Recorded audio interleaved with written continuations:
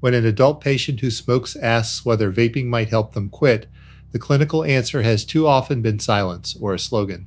A new JAMA position paper proposes a better conversation.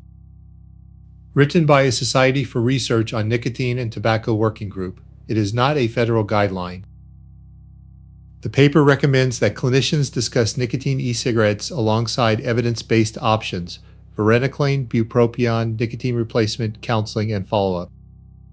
That reflects new evidence. A Living Cochrane review found high certainty evidence that nicotine e-cigarettes help more people quit than nicotine replacement therapy. That does not make e-cigarettes harmless or right for everyone. It means an informed adult should not have to fail an approved medicine before discussing them. If an e-cigarette is chosen, the goal is complete replacement of cigarettes, not long-term dual use. The concerns are real. The American Heart Association and American Lung Association point to nicotine dependence, aerosol toxicants, uncertain long-term heart and lung effects, and youth uptake. The 2021 U.S. Preventive Services Task Force found the evidence insufficient, but that review predates later trials and Cochrane updates. The right comparison depends on the patient. For a young person who does not use nicotine, vaping versus no use adds risk. For an adult repeatedly returning to cigarettes, vaping versus continued smoking is a different question. Burning tobacco creates most of smoking's cancer, lung, and cardiovascular harm. Nicotine sustains dependence, but it is not the main cause of smoking-related cancer. Many clinicians still miss that distinction.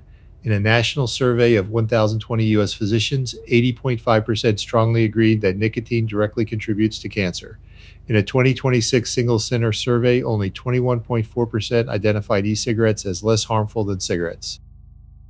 Regulation also matters. FDA tobacco authorization is not medical approval. A CDER-approved cessation medicine would have product-specific evidence, dosing, labeling, manufacturing controls, and continuing safety monitoring. No e-cigarette currently has that approval. CDC and FDA should issue joint guidance that is candid and practical.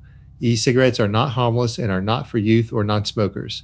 Complete switching can reduce exposure to toxicants from burning tobacco, and nicotine e-cigarettes can help some adults quit.